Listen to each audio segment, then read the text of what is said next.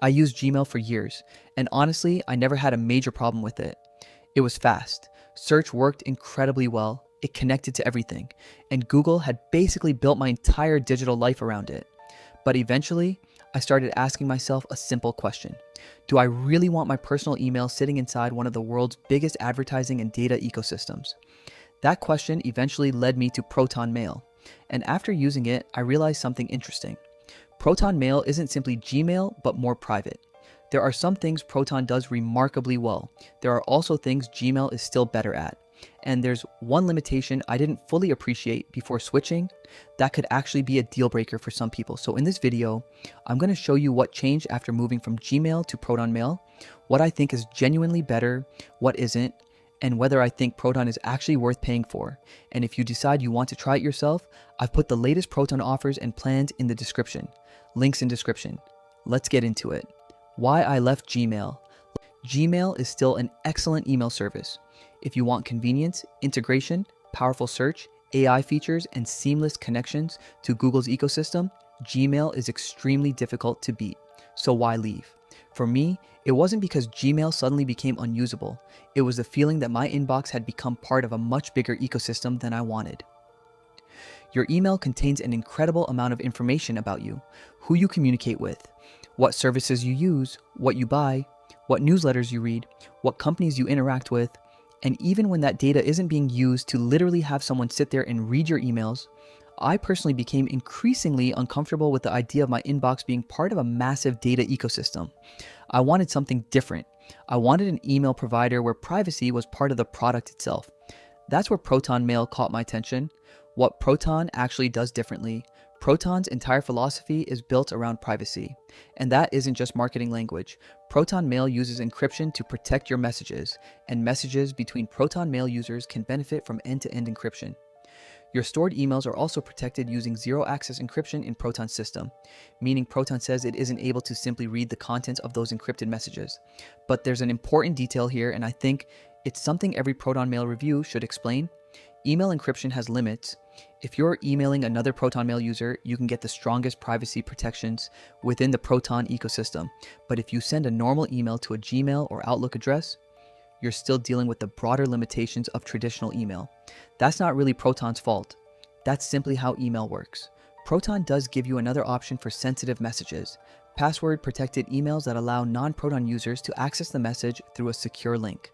It's not something you'll necessarily use every day, but when you actually need it, it's extremely useful.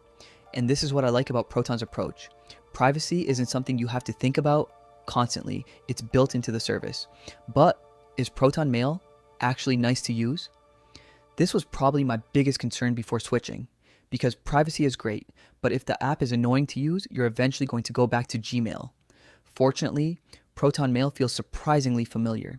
You've got folders, labels, filters, archive, spam protection, search, and the general workflow isn't dramatically different from Gmail.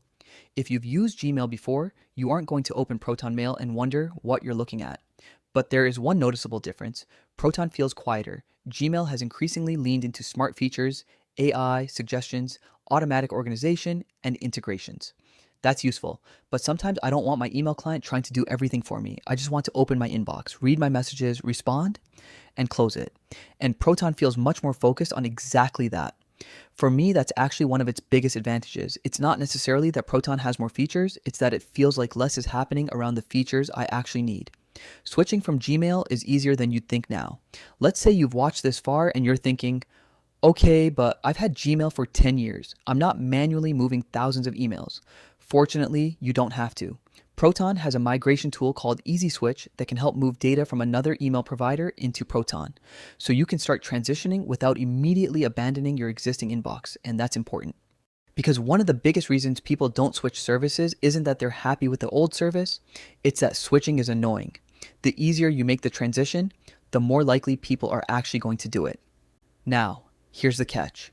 Coming from Gmail, I was used to the idea that I could basically connect my account to whatever email client I wanted. Apple Mail, Outlook, Thunderbird, Proton works differently. If you want to use Proton Mail with third-party desktop email clients, Proton uses an application called Proton Mail Bridge. Bridge essentially creates the connection between Proton Mail and compatible email clients while handling the necessary encryption locally. That sounds great. But here's the important part. Bridge is a paid plan feature. So if you're using Proton's free plan and your ideal setup is, I want to keep using Apple Mail or Outlook, but replace Gmail with Proton in the background. That's where Proton becomes less convenient. You may have to change the way you work. For me, this wasn't a deal breaker. I mostly use Proton's own apps. But if your entire workflow revolves around a desktop email client, you absolutely need to know this before switching, because that's the kind of limitation you don't necessarily discover from a 5-minute Proton Mail is amazing review. Now, let's talk about money, because Proton does have a free plan. And honestly, that's a good way to test a service. You can get a Proton mail address and experience the core privacy-focused features without immediately paying for a subscription. But the paid plans are where Proton becomes much more interesting. You get things like additional storage, more flexibility, custom domains, aliases, and access to more of Proton's broader ecosystem depending on the plan you choose. And that's actually one of the biggest reasons I think Proton makes more sense as a paid service than simply as a Gmail replacement. You're not just paying for an email address, you're buying into an ecosystem that's built around privacy. Email, cloud storage, calendar, VPN, and other privacy-focused services. Now, is that automatically better than Google? No. If you live inside Google Drive, Google Calendar, Google Docs, Android, YouTube, and everything else Google offers, the convenience of that ecosystem is incredibly difficult to replace. That's the trade-off. Google optimizes heavily for convenience and integration. Proton puts much more emphasis on privacy and independence. Which one matters more to you? That's really the question. Who should actually switch? So here's my honest recommendation. If you just want the most convenient email service possible, stay with Gmail. There's nothing wrong with that. It's powerful, mature, and deeply integrated into the services millions of people already use. But if you've started thinking more seriously about digital privacy, if you don't like the idea of your personal information being part of a giant advertising ecosystem, if you want an email provider whose business model is much more closely aligned with privacy, Proton Mail is absolutely worth trying.